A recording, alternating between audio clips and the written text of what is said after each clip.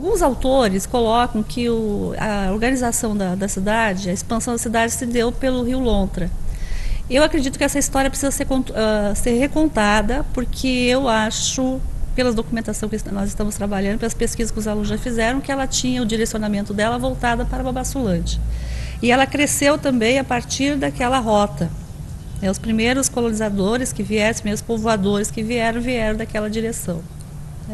A Fazenda Boa Esperança é um exemplo disso.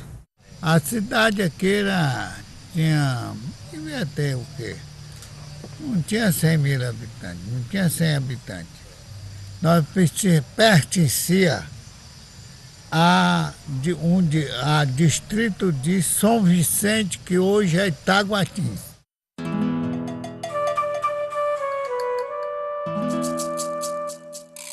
Não tem um estilo definido, é bastante eclético assim, mas não tem um estilo que possa dizer aqui é uma época, aqui é outra.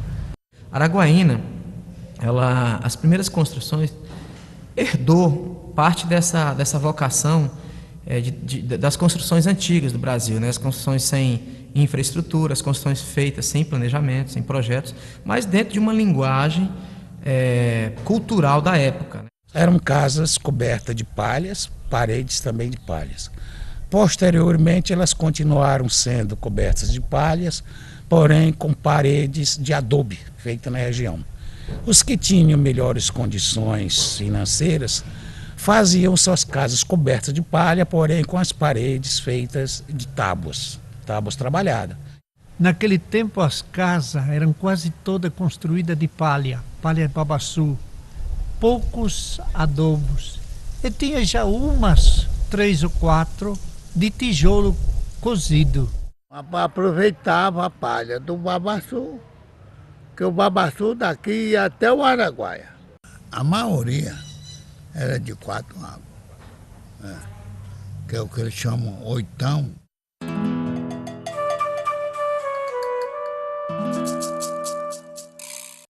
Belém, Brasília, foi um milagre do desenvolvimento daqui. A Belém Brasília contribuiu com a facilidade com novos materiais e tem um aspecto, acima de tudo, econômico, né? Sem dúvida nenhuma, o aspecto de transporte é fundamental, né? Toda essa região em torno da Belém Brasília se modificou totalmente com a Belém Brasília. Mas no aspecto cultural isso pouco evoluiu. Então, Belém Brasília veio contribuir com isso daí. Veio contribuir também para o advento de novas pessoas, com novas visões, para que melhorasse um pouco o tipo de arquitetura. Sair daquele quadradismo que se fazia na época, as construções, somente 4 paredes, né? Quando a Belém Brasília chegou, foi aquela euforia geral. Então, muita gente chegou. Araguaína inchou. A Belém Brasília, para nós, foi um santuário que apareceu assim de repente, foi na época do Saião, né? Mas depois da Belém Brasília melhorou tudo. Eu arranjei logo com os construtores da estrada, pista de avião pequeno.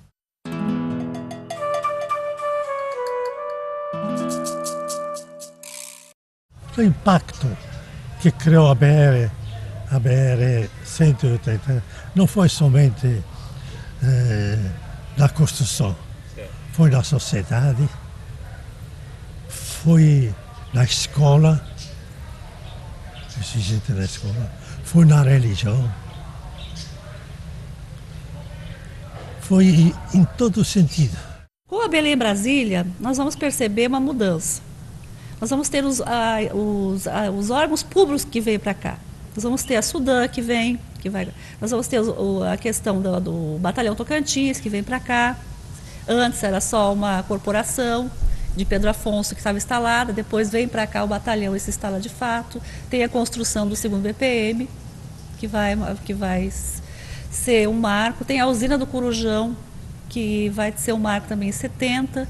O histórico de ocupação de Araguaína não tem absolutamente nada a ver com a questão da construção de Brasília do ponto de vista arquitetônico, do ponto de vista urbano, mas do ponto de vista, vamos dizer, histórico-social do país.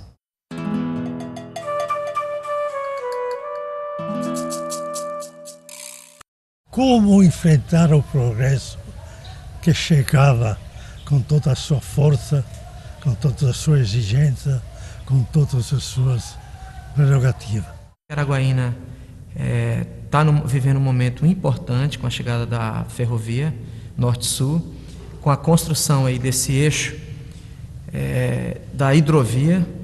Araguaína hoje já é cortada por uma rodovia importante, que é a BR-153, de modo que isso reúne todas as condições para que se pense em Araguaína do futuro, uma Araguaína planejada. Então, se agora Araguaína inevitavelmente irá rumo a Filadélfia, porque a estrada de ferro passa lá. Você sabe, uma cidade que cresce desordenado, é difícil você arrumar ela.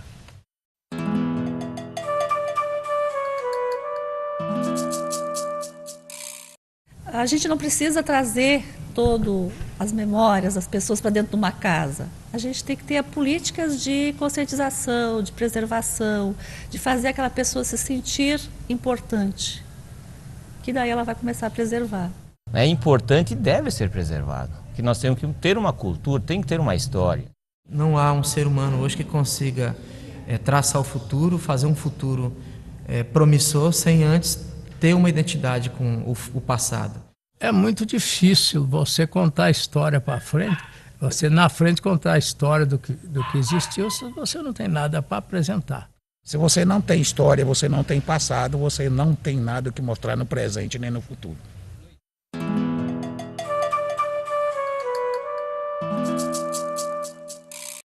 Araguaína é uma cidade que se diferencia de outras pela questão do amor que as pessoas demonstram. É uma cidade bairrista, é uma cidade que tem vida própria, um comércio muito forte. De modo que a Araguaína hoje, nesse ponto que foi levantado, ela se coloca como exemplo para muitas cidades do Brasil.